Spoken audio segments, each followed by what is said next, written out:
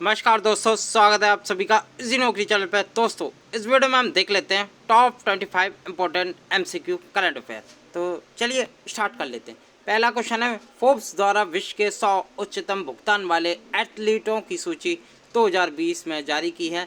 इस सूची में किस खिलाड़ी को शीर्ष स्थान प्राप्त हुआ है? तो किस खिलाड़ी को प्राप्त हुआ? वो प्राप्त हुआ रॉजर फेडरर को, जो कि वर्ल्ड के हाईएस्ट पेड एथलीट 2020 की एक सूची जारी की थी। उसमें पहले पायदान पर रॉजर फेडरर को लिया गया, जो कि स्विट्जरलैंड के प्रसिद्ध टेनिस खिलाड़ी हैं। ठीक है, और इनके जो आमदनी है वो है फ्रेंड 106.3 मिलियन डॉलर के साथ ये पहले स्थान पे है। ठीक है, याद रखना। अगला क्वेश्चन देख लेते हैं फ्रेंड्स। क्वेश्चन नंबर 2 काफ़ी इंपॉर्टेंट। पुहोनु ज्वालामुखी को विश्व का सबसे गर्म और बड़ा ज्वालामुखी घोषित किया है। तो जो ज्वालामुखी है सबसे बड़ी, वो है पुहोनु ज्वालामुखी। ये फ्रेंड किस देश में स्थित है? तो इसका जो सही आंसर है, ये हवाई में स्थित है।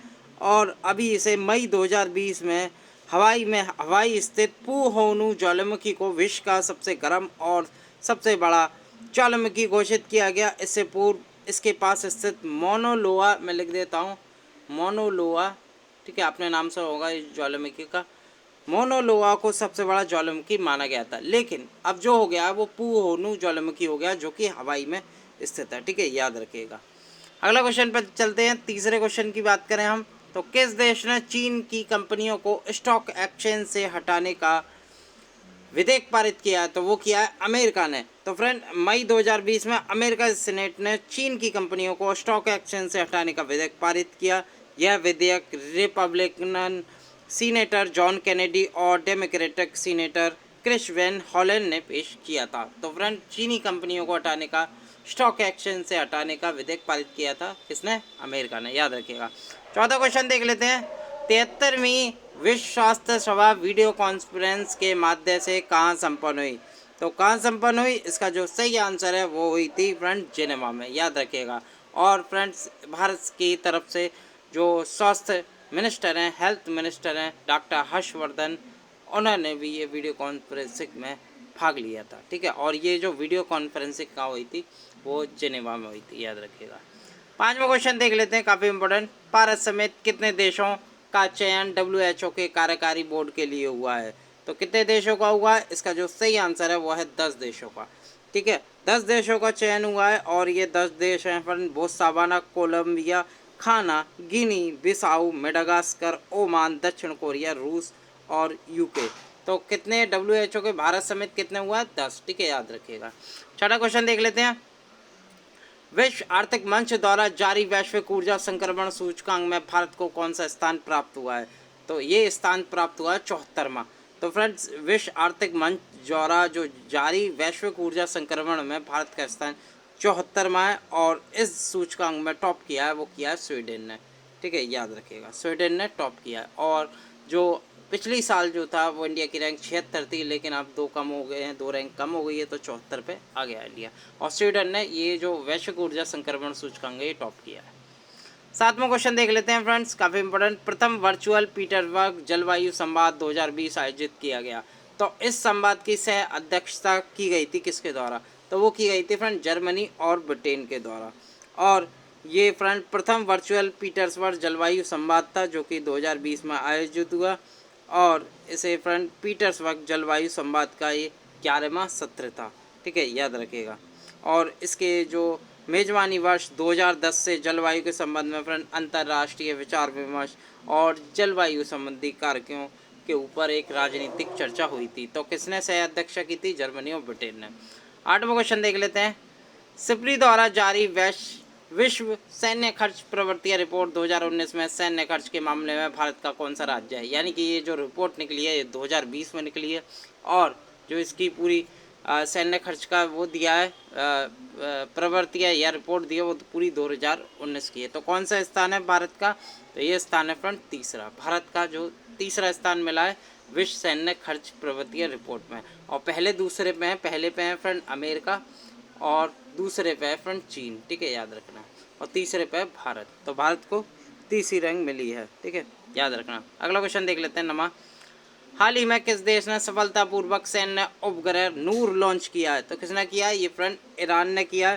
तो ईरान ने अभी सैन्य उपग्रह नूर को सफलतापूर्वक लॉन्च किया है और इस उपग्रह को ईरान के अर्धसैन्य बल या रिवॉल्यूशनरी गार्ड्स द्वारा लॉन्च किया गया। ठीक है, अगला क्वेश्चन चलते हैं। 10वां क्वेश्चन देख लेते हैं। अप्रैल 2020 में फ्रांस स्थित रिपोर्ट्स विदाउट बॉर्डर द्वारा वार्षिक विश्व प्रेस स्वतंत्रता सूचकांक 2020 जारी किया गया। इससे संबंधित निम्न कथनों पर विचार कीजिए। तो फ्रेंड कुछ कथन दे रखे हैं जो कि इस सूचकांक में भारत के बारे में और देशों के बारे में भी है। तो इसका मैं सही आंसर बता दे रहा हूँ। चलिए, इस सूचकांक में जो कुल देश थे वो 180 देश थे और सूचकांक में जो नॉर्वे को शीर्ष स्थान पर मिला, ये भी बिल्कुल सही है। और इसमें बात करिए भारत में या भारत की इसमें रैंक कितनी थी, तो भारत की जो रैंक आई थी वो फ्रेंड 142वीं आई थी, यानी कि ये गलत है। इसके स्थान पर आप 142 लिखें तो ये तीनों सही होंगे। ठीक है, तो भारत 142 में पायदान पे था विश्व प्रेस स्वतंत्रता सूचकांक में। टोटल 180 देश थे, नॉर्वे ने टॉप किया और भारत की रैंक 142 आई। चलिए अगला क्वेश्चन पे चलते हैं। 11वां क्वेश्चन, G20 के ऊर्जा मंत्रियों की विशेष वर्चुअल बैठक संपन्न हुई। किस देश के ऊर्जा मंत्री ने इस बैठक की अध्यक्षता करी? तो ये करी थी फ्रेंड सऊदी अरब की ऊर्जा मंत्री। सऊदी अरब के जो ऊर्जा मंत्री है वो हैं प्रिंस अब्दुल अजीज। ठीक है, अब्दुल अजीज, उन्होंने ये अब्दुल अजीज से आप नाम है इनका, और इन्होंने ही जो विशेष वर्चुअल बैठक हुई ऊर्जा मंत्रियों की वो अध्यक्षता करी थी इन्होंने सऊदी अरब में। ठीक है, याद रखिएगा, इनके ऊर्जा मंत्री थे अब्दुल अजीज। 12वां क्वेश्चन देख लेते हैं। 12वां क्वेश्चन है, संयुक्त राष्ट्र ने नवंबर 2020 में कहाँ प्रस्तावित COP26 के आयोजन को स्थगित करने का निर्णय लिया? तो कहाँ? तो ये हुआ था फ्रेंड ग्लासगो, लेकिन ये कोविड-19 के चलते, कोरोना वायरस के चलते ये स्थगित करना पड़ा और फ्रेंड्स इसका आयोजन 2021 तक स्थगित कर दिया है। और आगे इससे पहले फ्रेंड 2019 में बता दूं स्पेन मैड्रिड में हुआ था, लेकिन अभी कोई प्रस्तावित जगह नहीं है कि ग्लासगो में ही करेंगे या कहीं और करेंगे। ठीक है, तो 2019 में ये स्पेन की राजधानी मैड्रिड में COP25 आयोजित हुआ था। ठीक है, अब COP26 का जो आयोजन स्थल था वो ग्लासगो था, लेकिन अभी कोरोना वायरस के चलते स्थगित कर दिया गया। 13वां क्वेश्चन देख लेते हैं। संयुक्त राष्ट्र महासभा के नेतृत्व में संयुक्त राष्ट्र निर्वहनीय विकास समाधान नेटवर्क या UNSDN द्वारा जारी विश्व प्रसन्नता रिपोर्ट 2020 के अनुसार विश्व के सबसे खुशहाल देशों की सूची में भारत को कौन सा स्थान प्राप्त हुआ है? तो फ्रेंड वर्ल्ड हैप्पीएस्ट जो इंडेक्स होता है उसमें भारत का कौन सा स्थान मिला? काफ़ी इंपॉर्टेंट, ये हर बार एग्जाम में पूछा जाता है। तो इसका जो सही आंसर है तो भारत 144वें नंबर पर है। ये भी पूछा जाता है कि इसमें किस कंट्री ने टॉप की या सबसे हैप्पीएस्ट जो कंट्री है वो कौन सी है? तो वो फ्रेंड्स सबसे जो हैप्पीएस्ट कंट्री है वो है फिनलैंड। ठीक है, याद रखिएगा। फिनलैंड की फ्रेंड्स जो सबसे कम उम्र की प्रधानमंत्री बनी है, विश्व की सबसे कम उम्र की प्रधानमंत्री है सना मरीन। ठीक है, याद रखना, सना मरीन नाम है इनका। 14वां क्वेश्चन देख लेते हैं। महिलाओं की स्थिति पर संयुक्त राष्ट्र आयोग के 64वें सत्र CSW का उद्घाटन या कहते हैं संयुक्त राष्ट्र आयोग ने कहाँ पर किया है महिलाओं की स्थिति देखने पर? और संयुक्त राष्ट्र आयोग ने 64वें सत्र का उद्घाटन कहाँ पर किया है? 14वां क्वेश्चन, तो इसका जो सही आंसर है वो किया है न्यूयॉर्क में। तो 9 मार्च 2020 को न्यूयॉर्क स्थित संयुक्त राष्ट्र मुख्यालय के महासभा परिसर में महिलाओं की स्थिति पर संयुक्त राष्ट्र आयोग के 64वें सत्र या CSW या इसकी फुल फॉर्म कह दूँ commission on the status of women का उद्घाटन किया था। कहाँ हुआ था? न्यूयॉर्क में। 15वां क्वेश्चन देख लेते हैं। सितंबर 2020 में 5वां बिम्स्टेक शिखर सम्मेलन कहाँ प्रस्तावित है? तो ये श्रीलंका की भूतपूर्व राजधानी कोलंबो में स्थित है और यहीं फ्रेंड 2020 का जो बिम्स्टेक समिट है वो आयोजन होगा। ठीक है, प्रस्तावित है यहीं, याद रखिएगा। बिम्स्टेक की जो फुल फॉर्म होती है वो होती है Bay of Bengal initiative for multi sectoral technical and economic corporation. इसकी स्थापना फ्रेंड बिम्स्टेक की लिख देता हूँ, ये भी पूछा जाता है एग्जाम में। बिम्स्टेक की स्थापना कब हुई थी? इसकी स्थापना हुई थी 1997 में। ठीक है, याद रखिएगा। इसमें फ्रेंड 7 मेंबर है, बांग्लादेश, भूटान, भारत, म्यांमार, नेपाल, श्रीलंका और थाईलैंड। ठीक है, और इसका जो हेडक्वार्टर स्थित है वो ढाका में स्थित है। ठीक है, और इसके जो अभी करंटली महासचिव हैं वो हैं शाहिदुल इस्लाम। इस्लाम से आप याद कर सकते हैं। शाहिदुल इस्लाम इसके करंटली अध्यक्ष हैं। अगला क्वेश्चन देख लेते हैं 16वां। तो 16वां क्वेश्चन है friend, international institute for strategic studies या IIASS द्वारा प्रकाशित एक रिपोर्ट के अनुसार विश्व का सर्वाधिक रक्षा खर्च वाला देश कौन सा है? तो वो देश है फ्रेंड्स संयुक्त राज्य अमेरिका, ठीक है। और भारत में इसका जो स्थान है वो 5वां है, ठीक है, याद रखेगा। दूसरा चाइना का, ठीक है, और भारत का जो स्थान है वो 5वां है। और सबसे सर्वाधिक रक्षा खर्च वाला देश है संयुक्त राज्य अमेरिका, याद रखेगा। 17वां क्वेश्चन देख लेते हैं फ्रेंड, काफ़ी इंपॉर्टेंट। 26 फरवरी 2020 को जारी ह्यूरॉन ग्लोबल रिच लिस्ट में किसे शीर्ष स्थान प्राप्त हुआ है? तो वो प्राप्त हुआ जेफ बेजोस को। जेफ बेजोस जो कि ह्यूरॉन ग्लोबल रिच लिस्ट में सबसे ऊपर पायदान में है, और ये ह्यूरॉन ग्लोबल रिच लिस्ट का 9वां संस्करण था, ठीक है। इसमें करीब 2816 अरबपतियों को शामिल किया गया है, और इसमें जो अमेजन के जेफ बेजोस हैं वो 140 बिलियन US डॉलर की संपत्ति के साथ शीर्ष स्थान पर हैं, ठीक है, याद रखेगा जेफ बेजोस।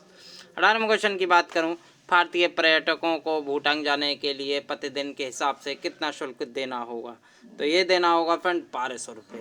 तो 1200 रुपये भूटान जाने के लिए फ्रेंड प्रतिदिन एक तरह का टैक्स देना पड़ेगा, शुल्क देना पड़ेगा, जो पहले निःशुल्क था तो अब कर दिया शुल्क, ठीक है। यह भूटान की संसद को इस शुल्क को लगाने के लिए tourism levy and exemption bill of Bhutan 2020 को मंजूरी दी है, और इस हिसाब से प्रतिदिन 1200 रुपये प्रवेश शुल्क देना होगा। और फ्रेंड्स बिल में 6 साल से 12 साल के बच्चों के लिए 600 रुपये से प्रतिदिन का शुल्क निर्धारित किया, ठीक है, याद रखिएगा। जस्ट आधा किया जो 6 साल के बच्चे हैं और उनसे छोटे हैं, ठीक है। अगला क्वेश्चन देख लेते हैं, 19वां क्वेश्चन है। 19वां क्वेश्चन है, G20 देशों के वित्त मंत्री केंद्रीय बैंक के गवर्नरों की बैठक कहाँ हुई है? तो ये हुई है फ्रेंड रियाद में। रियाद में यानी कि सऊदी अरब में ये संपन्न हुई है। G20 देशों के वित्त मंत्री और केंद्रीय बैंक के गवर्नर, ठीक है। और इसकी जो मुख्य थीम थी वो थी रियलाइजिंग अपॉर्चुनिटी ऑफ द 21वीं सेंचुरी फॉर ऑल। तो सऊदी अरब में ये बैठक हुई थी। 20वां क्वेश्चन देख लेते हैं, ब्राज़ील की एक कृत्रिम झील में किस वायरस की खोज की गई जो अमीबा को संक्रमित करती है? काफ़ी इंपॉर्टेंट। तो ये है यारा वायरस। तो यारा वायरस नाम दिया गया है, जो कि फरवरी 2020 में ब्राज़ील की एक झील में शोधकर्ताओं ने एक वायरस की खोज की जिसका नाम यारा वायरस रखा गया, और ब्राज़ील के पौराणिक कथाओं में पानी की रानी यारा के नाम पर इस वायरस का नाम यारा वायरस नाम दिया गया, ठीक है। और फ्रेंड यारा वायरस अमीबा को संक्रमित करता, और इसमें ऐसे जीन होते हैं जिन्हें पहले वर्णित नहीं किया गया है। तो इसका जो सही है आंसर है 20 में का यारा वायरस। 21वां क्वेश्चन देख लेते हैं, काफ़ी इंपॉर्टेंट। हाल ही में निम्नलिखित में से किस संगठन ने वर्ष 2030 तक विश्व में 1 ट्रिलियन पेड़ों को उगाने एवं पुनः स्थापित करने के लिए 1 ट्रिलियन ट्रीज इनिशिएटिव शुरू किया है? तो किसने शुरू किया है? ये किया है फ्रेंड विश्व आर्थिक मंच, या कहते हैं WEF।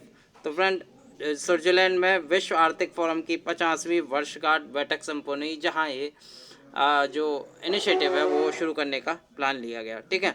और फ्रेंड इस बैठक के दौरान एक इट ऑर्गेनाइजेशन भी लॉन्च किया गया है। इसका उद्देश्य फ्रेंड्स एक तरह विश्व भर में जो खराब पेड़ हैं उनका संरक्षण करना है, ठीक है। और इसके जो जो अभी विश्व आर्थिक फोरम या WEF के संस्थापक व कार्यकारी अध्यक्ष हैं क्लाउस श्वाब। मैं लिख देता हूँ, क्लाउस श्वाब इनका नाम है, और इनने ये उद्घोषणा करी कि पेड़ों के लिए हम एक 1 ट्रिलियन ट्रीज इनिशिएटिव शुरू करेंगे। 22वां क्वेश्चन देख लेते हैं, ILO के अनुसार वैश्विक स्तर पर वर्किंग एज पॉपुलेशन, या कहते हैं कार्यशील आयु जनसंख्या कितनी है? काफ़ी इंपॉर्टेंट। तो इसका जो सही आंसर है वो है फ्रेंड 5.7 बिलियन। डी ऑप्शन बिल्कुल सही है, जो कि अभी फ्रेंड्स ILO लेबर ऑर्गेनाइजेशन ने निकाली है, और जो मजदूर दिवस है या लेबर डे 1 मई को मनाया जाता है, ठीक है, याद रखेगा। तो इसने कही है फ्रेंड 2019 तक 5.7 बिलियन लोग वर्किंग एज पॉपुलेशन या कार्यशील आयु जनसंख्या थी।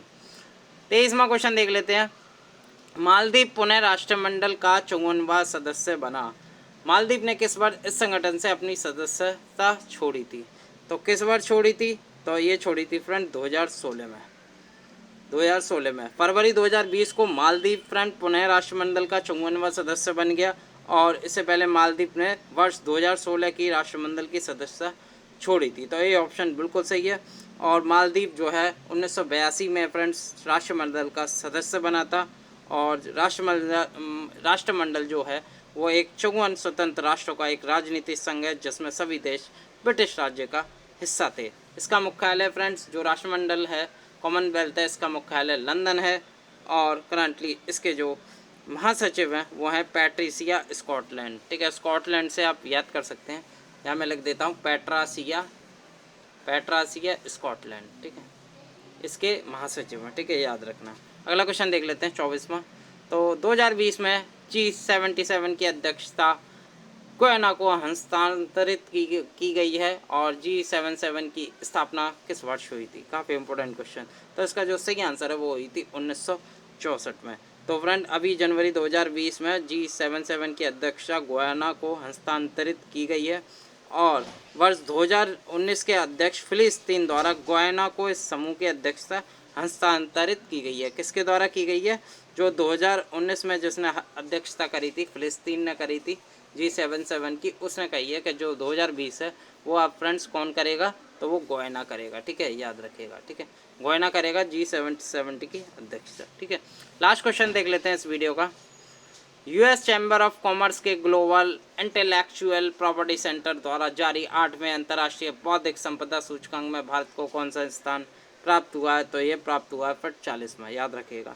तो फ्रेंड इंटरनेशनल आईपी इंडेक्स 2020 का अभी प्रकाशन किया गया यूएस चैम्बर ऑफ कॉमर्स के द्वारा और इसमें इसकी जो सूचकांक की जो थीम थी वो आर्ट ऑफ द पॉसिबल थी और इसमें करीब 53 देशों को शामिल किया गया जिसमें भारत को जो रैंक मिली है वो 40 मिली है। ठीक है, 40वीं रैंक मिली है और इसमें जो टॉप किया है वो फ्रेंड यूएसए ने किया है। ठीक है, याद रखिए किसने किया है? संयुक्त राज्य अमेरिका ज़्यादातर ये सूचकांक टॉप करता है और भारत का इसमें जो स्थान आया है वो 40वां आया। ठीक है, याद रखना।